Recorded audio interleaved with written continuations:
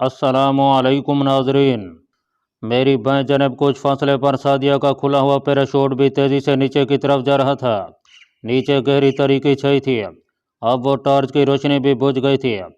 Parachute हमें खास रफ्तार से ज़मीन की तरफ लिए जा रहा था। तेज़ हवा मेरे चेहरे से रगड़ती हुई गुजर रही थी। मैं आंखें फाड़े नीचे तक रहा था। मुझे जैसे बहुत बड़ा काला धब्बा अपनी तरफ आता नजर आया। फिर मेरे पाँव रेत में धंस गया और मैं कलाबाजी खा गया। मैंने हिदायत के मुताबिक जल्दी से उठकर पैराशूट की पेटियों को अपने जिस्म से अलहदा कर दिया और वहीं रेत पर बैठ गया। मेरे चारों तरफ हौलनाक सन्नाटा और तरीके छई हुई थी। इस सन्नाटे में मुझे एक इंसानी साया अपनी तरफ आता नजर आया। यह सादिया थी। वो तेजी से मेरे करीब आकर बैठ गई और सरगोशी में बोली, तुम ठीक हो ना? मैंने इस बात में जवाब दिया तो वो अंधेरे में घूर घूर कर एक तरफ तकने लगी। उन्हें अब तक आ जाना चाहिए था। वो अपने आदमियों का इंतजार कर रही थी। जिधर वो देख रही थी अचानक उधर टॉर्च एक बार रोशन होकर बुझ गई। वो आ गए हैं, सादिया बुड़बुड़ाई। इसके साथ उसने जेब से छोटा सा पिस्तौल निकाल लिया और मुझे ज़मीन पर ऊंधे मुंह लेटने का कहकर खुद भी ऊंधे मुंह लेट गई। अंधेरे में दो इंसानी से उभरे, साथ ही किसी मर्द की आवाज़ आई, अबुल होल। सादिया ने जवाब दिया, नंबर 3 ओके। दोनों से हमारे करीब आ गया। सादिया उठ खड़ी हुई, मैं भी उठ गया। मैंने अंधेरे में सिर्फ इतना ही देखा कि वो दोनों भी फ़लस्तीनी गोरिल्लों की वर्दी में मलबूस थे और उनके कंधों से स्टीन गन्ने लटक रही थीं। उन्होंने हमें अपने साथ आने का इशारा किया और अंधेरे में जिधर से आए थे उधर तेज तेज चलने लगे। यह रेतीला इलाका था। एक जगह अंधेरे में जीप खड़ी थी। एक फ़लस्तीनी कमांडो पहले ही हमारे पैराशूट उठाकर वहाँ ले आया था। हम जीप में सवार हो गए। जीप ने अंधेरी रात में अपना सफ़र शुरू कर दिया। खुदा जाने किन किन रेतीली घाटियों में से गुजरने के बाद जीप एक टीले के पहलू में पहुंचकर रुक गई। फ़लस्तीनी कमांडो ने बाहर निकलकर सादिया से हाथ मिलाया और कहा कि आगे तुम्हारा सफ़र शुरू होता है। उसने मेरे साथ भी हाथ मिलाया और बगलगीर होकर अरबों की तरह मुझसे मानका किया और तेज तेज कदम उठाता जीप में जाकर बैठ गया। जीप एक तरफ को घूमकर वापस चली गई। मैंने सादिया से पूछा कि क्या हम इसराइल की सरजमीन में दाखिल हो गए हैं? सादिया दूर अंधेरे में उभरे हुए खजूरों के एक झुंड को देखती हुई बोली, नहीं। उसने कहा, मेरे साथ हो। मैं उसके साथ चलने लगा। हम एक सहराई खई में से गुजर रहे थे। उसने मुझे धीमी आवाज़ में बताया कि प्रोग्राम में थोड़ी सी तब्दीली करनी पड़ी है। अब हम पहले यरूशलेम जाएंगे, वहाँ से तुम तल अबीब की तरफ रवाना हो गया। इसकी वजह सादिया ने तल अबीब को जाने वाले सरहदी इलाकों में यहूदी फौजियों की गैर मामूली नकल व हरकत बताई। सादिया इन तमाम रास्तों से वाकिफ़ थी। जब हमने खजूर का झुंड पार किया तो सामने सितारों की रोशनी में एक दरिया नजर आया जो कहीं कहीं से तंग था। वहाँ पानी नहीं चमक रहा था। सादिया ने बताया कि इस दरिया के पार मुसलमानों के यरूशलेम का इलाका शुरू हो जाता है। दरिया में जहाँ खुश्क टापू बने हुए थे वहाँ से हमने दरिया पार कर लिया। दरिया का पाट वैसे भी बहुत छोटा था। दरिया के दूसरे किनारे पर खजूरों का बाग था जिसकी मिट्टी की दीवार कद आदम थी। हम उस दीवार की ओर से होकर आगे निकल गया। आगे मिट्टी और रेत के बड़े बड़े तोदे खड़े थे। जब हम उन तोदों की दूसरी तरफ आए तो कुछ फासले पर किसी शहर की झलमिलाती रोशनियां सितारों की तरह चमक रही थीं। सादिया ने मेरा हाथ दबाते हुए कहा, यह यरूशलेम का मुस्लिम इलाका है। यहाँ हमारे एक फ़लस्तीनी मुजाहिद को हमारी इतला दे दी गई है। वो हमारे इंतज़ार में होगा, लेकिन आगे इसराइली नाइट गार्ड से मुठभेड़ हो सकती है, इसलिए खबरदार अब आवाज़ मत निकालना। वो भी चुप हो गई। यहाँ कहीं कहीं खेत थे जिनमें ऊंची फसल उगी हुई थी। खजूर के दरख्त तरीक रात में खामोश खड़े थे। सादिया इस रास्ते के तमाम नशेब ख़ुराक से वाकिफ़ थी। वो मुझे लेकर एक खुश्क नाले में उतर गई। यह नाला आगे से घूमता हुआ पुराने यरूशलेम की फसील के करीब जा निकलता था। सादिया फसील से कुछ दूर पीछे ही नाले के पीछे से निकल आई। आगे कच्ची मिट्टी के आदों का सिलसिला शुरू हो गया। यहाँ से लोग मिट्टी खोद कर ले गए थे। अभी दिन निकलने में तकरीबन 1.5 घंटा बाकी था। एक नज़र मुझे दूर यरूशलेम शहर की बत्तियों को देखकर ऐसे लगा जैसे यह शहर किसी पहाड़ी पर आबाद है। कहीं से इमारतें ऊपर को उठी हुई थीं और कहीं नशे में बिखरी हुई थीं। शहर की जानिब भी सन्नाटा था। पुरानी फसील शहर की जानिब से शायद एक ट्रक आ रहा था। उसकी रोशनियाँ बहुत तेज़ थीं। सादिया ने मुझे बाजू से पकड़कर एक आवे के पीछे कर लिया। ट्रक कुछ फासले पर से गुजर गया। यह फौजी ट्रक था। सादिया ने कदरे तशवीश के साथ इसका इजहार किया। کہ तल अबीब की तरह यहाँ भी यहूदी फ़ौज की नकल हरकत गैर मामूली लगती है, चुनाचे हमारा इस वक्त शहर में दाखिल होना मुनासिब नहीं है। सादिया मट्टी के आमों को एक तरफ छोड़कर शहर के जनूबी मज़ाफ़ात की तरफ आ गई, जहाँ एक बहुत बड़ा बाग था, जहाँ खजूरों के झुंड थे। सादिया इस बाग की हदूद अरबा से बखूबी वाकिफ़ थी। हम एक पुराने कुएं के पास झाड़ियों के ओट में बैठ गए। नींद ने हमला कर दिया, मगर हम उसके खिलाफ लड़ते रहे, और यूं आसमान पर सुबह काज़िब की अव्वलीन का पूरी झलकियाँ नमूदार होना शुरू हो गईं। सुबह की नूरानी रोशनी में यरूशलेम वाकई बाइबल का शहर लग रहा था। एक तरफ शहर की मॉडर्न इमारतें थीं, तो दूसरी जानिब पुरानी कलानुमा शाहनशीनों की बारादरियाँ नजर आ रही थीं। दूर मस्जिद अक्सा का पुरनूर नीला गुंबद बहुत बड़े नीलगुं चांद की तरह चमक रहा था। सादिया ने मुझे साथ लिया और शहर के कदीम दरवाजे की तरफ चली। उसने मुझे हिदायत की कि मैं पूरे एतमाद और बेनियादी से चलूँ, और ये भी कहा कि अब इब्रानी में बात करूँ। यरूशलेम शहर का कदीम दरवाज़ा हमारे लाहौर के दिल्ली दरवाजे से बहुत मुशाबत रखता था। वही ऊंची महराब और छती हुई ठंडी ठंडी डेवड़ी। दो इसराइली फौजी पहरा दे रहे थे। एक मॉडर्न ट्रक शहर के दरवाजे से बाहर निकल रहा था। हम बाजार बेखतर होकर दरवाजे में से गुजरते हुए शहर में दाखिल हो गया। यह शहर का वो इलाका था जहाँ की आबादी की अक्सरियत मुसलमान अरबों पर मुश्तमिल थी। सड़कें पुख्ता भी थीं और उखड़ी हुई भी। एक ट्रक गुजरा जिस पर दूध के बड़े बड़े कनिस्तर लदे हुए थे। हम एक गली में आ गए। उस गली का फर्श पक्की ईंटें जोड़कर बनाया गया था। मकानों की हालत खस्ता थी। किसी ज़माने का शाह आलमी का इलाका याद आ गया। मकानों की वज़ा पुरानी हवेलियों जैसी थी। हर मकान की एक डेवड़ी थी। सादिया ने एक पुरानी सी हवेली का दरवाज़ा ज़रा सा धकेला तो वो खुल गया। सूरज अभी पूरी तरह तलू नहीं हुआ था, शायद इसी वजह से गलियां वीरान थीं। लेकिन सादिया ने मुझे बाद में बताया, और ख़ुद मुझे भी तजर्बा हुआ कि वीरानी का ये आलम सिर्फ मुसलमान इलाके में ही था। इसराइली इलाके में इस वक्त लोग बेदार होकर अपने अपने काम पर जा रहे होते हैं, और औरतें मकानों की सफाई में लगी होती हैं। जिस मकान में हम दाखिल हुए वो एक फ़लस्तीनी कमांडो का मकान था, जो पुराने यरूशलेम में कपड़े के व्यापारी की हैसियत से रह रहा था। पक्की उम्र का शामी अरब था। सादिया ने उससे मेरा तारुफ करवाया तो मुझ पर एक उचड़ती सी निगाह डालकर सीढ़ियाँ चढ़ने लगा। दूसरी मंजिल में दलान के पहलू में 2 कमरे थे। हमारे लिए पहले से वहाँ बिस्तर लगे थे। हम बिस्तरों पर गिरते ही गहरी नींद सो गए। दोपहर को फ़लस्तीनी कमांडो ने आकर मुझे जगाया। मैंने शेव बनाया, गुस्ल किया, दूसरा सूट पहना और बैठक में आ गया। सादिया पहले ही तैयार हो चुकी थी। हमने मिलकर नाश्ता किया। नाश्ते से फारिग होकर हम यरूशलेम के बड़े बाज़ार में आ गए। अब शहर बेदार हो चुका था। मैंने दुकानों के बाहर अरबी और इब्रानी में साइन बोर्ड लगे देखे। अगरचे इस इलाके में ज़्यादा तादाद मुसलमान अरबों की थी, लेकिन यहूदी भी पुरानी वज़ा का लिबास पहने आ जा रहे थे। यहाँ से हमने एक टैक्सी लिया और इसराइली अक्सरियत के इलाके में आ गया। यहाँ सादिया का छोटा सा फूड स्टोर था। उसका नाम लेवी फूड स्टोर था। स्टोर के ऊपर सादिया का 2 बेडरूम वाला फ्लैट था, जहाँ वो रिहाइश पजीर थी। शाम को वो किसी आर्ट सेंटर में बेले डांस की तरबियत देने भी जाती थी। 2 दिन तक मैंने सादिया के फ्लैट में क़याम किया और तल अबीब के बारे में मज़ीद मालूमात का बगौर मुताला किया। इस दौरान में सादिया ने तल अबीब में मुकीम अपने एजेंट सोलमी से फ़ोन पर बात करके मेरी आमद की खबर कर दी थी। अब आगे मुझे तनहा सफ़र करना था। मैंने एक कारोबारी आदमी की तरह हवाई जहाज़ से ही सफ़र करना मुनासिब समझा। यरूशलेम से तल अबीब तक मैंने इसराइली एयरलाइंस के तैयारे में सफ़र किया। तल अबीब के एयरपोर्ट को पहली बार देख रहा था। ये एक जदीद तरीन बैनुल अक़वामी एयरपोर्ट था। सोलमी की नवादरात की दुकान डाउनटाउन यानी शहर के वस्ती इलाके में थी। तल अबीब एक मॉडर्न वज़ा का शहर था। हाई राइज बिल्डिंगें भी थीं और दफातर पर मुश्तमिल बड़ी बड़ी इमारतें भी। मैं टैक्सी में बैठा था जो तल अबीब के मसरूफ़ तरीन बाज़ारों में से गुजर रही थी। 2-3 जगहों पर यहूदियों की इबादत गाहें भी देखी, जिनके महराबी दरवाज़ों के ऊपर 6 कोनों वाला बड़ा सा सितारा बना हुआ था। सोलमी का जो पता मुझे दिया गया था, वहाँ मैं टैक्सी से उतर पड़ा। उसकी नवादरात की दुकान की पेशानी पर इब्रानी अल्फाज में सोलमी ही लिखा था। शोकेसों में गुलदान, अर्कदान, चीनी की बड़ी बड़ी रकाबियाँ और पुरानी वज़ा के मोटे मोटे मनकों वाली मालाएँ लटक रही थीं। मैं दुकान का शीशे का दरवाज़ा खोलकर अंदर दाखिल हो गया। दुकान बेहद साफ़ सुथरी और चमकीली थी। बाहर की फ़िज़ा की निस्बत अंदर की फ़िज़ा में खुनकी थी, जिसमें किसी परफ्यूम की खुशबू बसी हुई थी। सोलमी ने मुझे दुकान में दाखिल होते देख लिया था।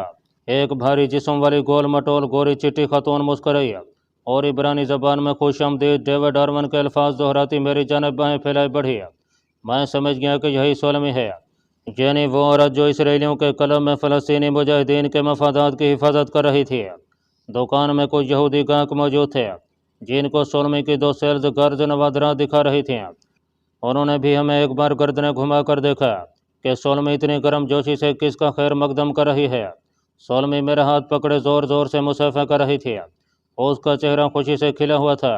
اس نے اپنی سیلز گرلز کی طرف دیکھا اور بازو اٹھا کر عبرانی میں کہا، لڑکیوں تم نے ڈیوڈ ارون کو نہیں پہچانا؟ ارے انہی کے ساتھ تو میں نے اپنا کاروبار شروع کیا تھا۔ ایک عرصے کے بعد لندن چھوڑ کر میرے پاس آئے ہیں۔ اب یہ ہمارے ساتھ مل کر کام کریں گے۔ پھر اس نے کہکا لگا کر میری پیٹھ پر زور سے ہاتھ مارا۔ ڈیوڈ تم پہلے سے زیادہ خوبصورت ہو گئے ہو۔ وہ مجھے کشاں کشاں اپنے آفس میں لے گئی جو دکان کے اندر ایک طرف بنا ہوا تھا۔ اس نے شیشوں کے پردے چھوڑ دیے اور انٹرکام پر کسی کو کافی لانے کے لیے کہا۔ اب وہ ایک دم سنجیدہ ہو گئی تھی، جیسے مجھے پہلی بار دیکھ رہی ہو۔ اس نے کوئی بات کیے بغیر میز کی دراز سے ایک نقرئی چھلا نکالا جس میں 2 بڑی اور ایک چھوٹی چابی لگی تھی۔ چھلے کے ساتھ پلاسٹک کا ایک 6 کونے والا اسٹار لٹک رہا تھا جس پر 301 کا نمبر لکھا تھا۔ گوریان کیولر اپارٹمنٹس میں یہ تمہارے فلیٹ کا نمبر اور چابی ہے۔ سارے معاملات طے کر لیے گئے۔ تم وہاں ڈیوڈ ارون یعنی سولمی کے چیف پارٹنر کی حیثیت سے رہائش اختیار کرو گے۔ میں شام کو تمہارے پاس ہوں گی۔ ایک دبلی پتلی کلین گرل ٹرے میں کافی کے 2 کپ رکھ کر لے آئی۔ سولمی نے ہلکا سا کہکا لگایا، ڈیوڈ تم تل ابیب کی کافی پی کر لندن کی کافی بھول جاؤ گے۔ لڑکی چلی گئی تو سولمی نے ایک دم سے سنجیدہ ہو کر کہا، خبردار یہاں کسی لڑکی سے بے تکلف ہونے کی کوشش نہ کرنا۔ یہاں کچھ معلوم نہیں کہ کس بھیس میں یہاں سیکرٹ سروس کا ایجنٹ کام کر رہا ہے۔ فون پر مجھ سے انتہائی اشد ضرورت کے وقت بات کرنا۔ اب تم چلے جاؤ۔ سولمی نے ایک کارڈ پر مجھے گوریان اپارٹمنٹس کا پورا ایڈریس لکھ کر دیا۔ اسے جیب میں رکھ لو۔ ٹیکسی ڈرائیور سے گوریان انٹرسیکشن جانے کے لیے کہنا۔ یہ ایک چوراہا ہوگا۔ یہاں پہنچتے ہی تمہیں دائیں جانب ایک 12 منزلہ ہائی رائز عمارت نظر آئے گی۔ یہی گوریان کیولر اپارٹمنٹس ہے۔ سولمی نے کافی کے 2 گھونٹ بھرے، سگریٹ سلگائے اور میرے کاندھے پر بڑی بے تکلفی سے ہاتھ مار کر بلند آواز میں بولی، ڈیوڈ آج رات کا کھانا تم میرے ساتھ کھاؤ گے۔ وہ مجھے چھوڑنے اپنی دکان کے دروازے تک گئی، پھر انتہائی گرم جوشی سے مصافحہ کیا اور دروازہ بند کر کے واپس چلی گئی۔ میں فٹ پاتھ پر ایک طرف چلنے لگا۔ دھوپ نکلی ہوئی تھی، فضا میں گرمی تھی، مگر چھتے ہوئے فٹ پاتھوں کی چھاؤں میں ٹھنڈک سی تھی۔ دکانیں جدید اور قدیم دونوں وضع کی تھیں۔ نئے نئے ماڈل کی کاریں سڑک پر سے گزر رہی تھیں۔ اسرائیلی لڑکیاں مغربی وضع کے لباس اور جینز اور ٹی شرٹوں میں ملبوس تیز تیز قدم اٹھاتی چلی جا رہی تھیں۔ ان کے سنہری بال چلتے میں اچھل رہے تھے۔ کئی دکانوں کے باہر آرام دہ کرسیوں پر میں نے بوڑھے یہودیوں کو دیکھا کہ پرانی وضع کی ٹوپیاں اور جبے پہنے تسبیح کا ورد کرتے ہوئے اونگ رہے تھے۔ ویڈیو اور آڈیو کیسٹ کی دکانوں میں امریکی گانوں کی تیز آوازیں لے تال کے ساتھ گونج رہی تھیں۔ کہیں کہیں پولیس کے کانسٹیبل بھی نظر پڑے۔ چوک میں مجھے خالی ٹیکسی مل گئی۔ میں نے پچھلی سیٹ پر بیٹھتی اسے گوریان انٹرسیکشن چلنے کو کہا۔ یہ بات میں نے امریکہ میں بھی دیکھی تھی۔ وہاں بھی چوک کو کسی ایسی سڑک کے نام سے انٹرسیکشن کے طور پر بولا جاتا تھا کہ جو اس چوک کو کاٹ کر گزر رہی ہو۔ تل ابیب کے بازار یورپ کے بازاروں کی یاد دلا رہے تھے۔ لوگ صحت مند اور خوش شکل تھے۔ ان کی شکلوں سے خوشحالی ٹپک رہی تھی۔ عورتیں اور مرد یورپی لباس میں تھے۔ نوجوان لڑکوں اور لڑکیوں نے چست جینز پہن رکھی تھی۔ کچھ لڑکیاں مجھے نیکروں میں بھی نظر آئیں۔ گوریان انٹرسیکشن وہاں سے دور نہیں تھا۔ گوریان اپارٹمنٹس کی 12 منزلہ عمارت ستارے کی طرح تکونی بنی ہوئی تھی۔ لابی کے آگے پارکنگ کی جگہ میں جدید ماڈل کی لمبی لمبی کاریں کھڑی تھیں۔ میں ایلی ویٹر کے ذریعے تیسری منزل پر آ گیا۔ میرا اپارٹمنٹ اس منزل کے کوریڈور کے شروع ہی میں تھا۔ یہ سنگل بیڈ روم کا فلیٹ تھا جس میں ضرورت کی ہر شے موجود تھی اور یہ کھانے پینے کی جنک فوڈ سے بھرا ہوا تھا۔ میں نے بیڈ روم کی کلوزٹ میں اپنا بریف کیس رکھ دیا، کافی کا ایک مگ بنایا اور صوفے پر بیٹھ کر سامنے دیوار پر لگی گھوڑے کی ایک روغنی تصویر کو تکنے لگا۔ اصل میں میرا ذہن اپنے پلان کے بارے میں بعض الجھی ہوئی گتھیوں کو سلجھانے کی کوشش کر رہا تھا۔ میں اسرائیلی دارالحکومت میں تو پہنچ گیا تھا، لیکن ابھی تک مجھے اپنے ٹارگٹ یعنی سونیا کا کچھ اتا پتہ معلوم نہیں ہو سکا تھا کہ اسے تل ابیب میں کس جگہ رکھا گیا ہے۔ ایک بات بالکل واضح تھی کہ پاکستانی لڑکی سونیا یہودی حکومت کے بعض سیاسی اور دور اثر مفادات کے پیش نظر ایک قیمتی سرمایہ تھی۔ और उसे ऐसी जगह रखा गया होगा जहाँ चिड़िया भी पर नहीं मार सकती थी। मुझे उस जगह पहुँचना था। इतने में फ़ोन की घंटी बजी। मैं रिसीवर उठाते हुए हिचकिचा रहा था। यहाँ मेरे आते ही ये किसका फ़ोन हो सकता है? मैं अभी अभी अपने खुफिया एजेंट सोलमी के पास से उठ कर आ रहा था। अगर कोई ज़रूरी बात होती तो वह मुझे बता देती। उसका फ़ोन नहीं हो सकता। फिर मुझे सादिया का ख्याल आया कि हो सकता है उसने यरूशलेम से मुझे फ़ोन किया हो। लेकिन इतना मुझे मालूम था कि खुफिया एजेंट दुश्मन के पेट में बैठकर यूँ एक दूसरे से फ़ोन पर बात नहीं किया करते। फ़ोन की घंटी मुसलसल बज रही थी। ये सोच कर के हो सकता है मेरे लिए कोई ज़रूरी पैगाम हो। मैंने रिसीवर उठा लिया। मेरे हेलो कहने पर दूसरी तरफ से कोई न बोला।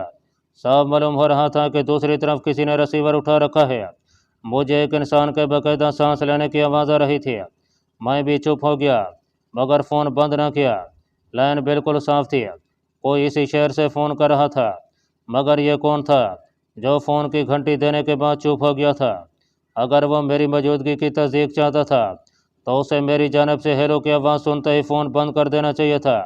लेकिन ऐसा भी नहीं था। उस पुरअसरार शख्स ने फ़ोन बंद नहीं किया था। उसके सांस लेने की आवाज़ बराबर आ रही थी। मैं हिम्मतन गोश होकर उसकी आवाज़ सुन रहा था। फिर दूसरी तरफ से लाइन काट दी गई। 2 सेकंड तवक्कुफ के बाद मैंने भी रिसीवर रख दिया। मुझे तशवीश हुई कि मामला कहीं गड़बड़ तो नहीं हो गया। कहीं इसराइली सीक्रेट सर्विस को मेरी आमद का इल्म तो नहीं हो गया। मैं उठकर कमरे में टहलने लगा।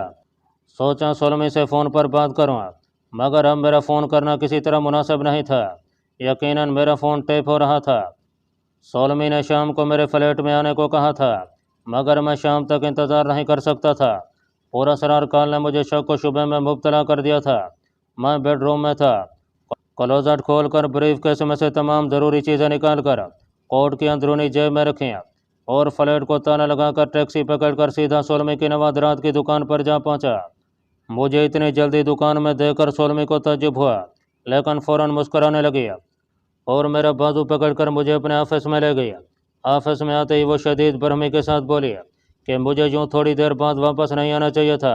मैंने माजरत करके उसे पुरअसरार फ़ोन कॉल के बारे में बताया तो उसका गोल चेहरा गहरी सोच में डूब गया।